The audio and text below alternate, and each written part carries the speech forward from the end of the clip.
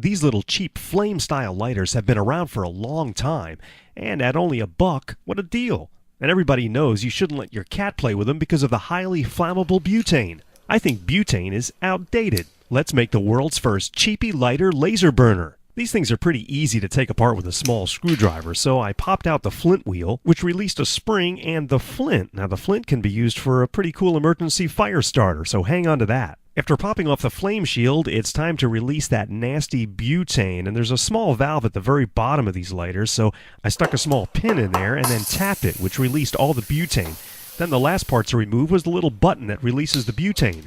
Now you'll want to save the button, the shield, and the flint wheel, because they'll be put back on later. Now it's time to completely gut the inside of this lighter, and I used a Dremel to cut open the bottom cover. Then I used a little sanding wheel attachment to finish it up. I also drilled out the 2 existing holes to make them a little larger for the components we're going to put inside. And those components are a small driver extracted from a blue laser pointer and also a blue laser diode in a small mini module. Now you can get both of these parts at laserdiy.com if you don't want to try to hunt them down yourself. And you'll also need to pick up a 4.3 ohm resistor and a small momentary switch.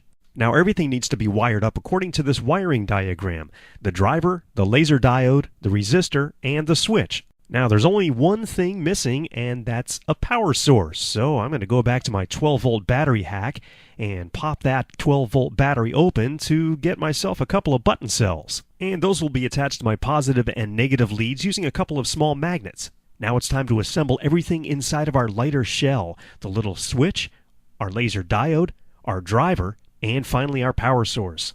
Now remember that little button we removed? Well, part of that needs to be cut off so it doesn't block the laser beam. Okay, everything's been reassembled, and now it's time to test out our cheapy lighter laser burner. It easily ignites fireworks like this little smoke bomb. And of course, it'll light a cigarette. As with any laser, never point it at yourself or any living thing. And that's how to make the world's first cheapy lighter laser burner.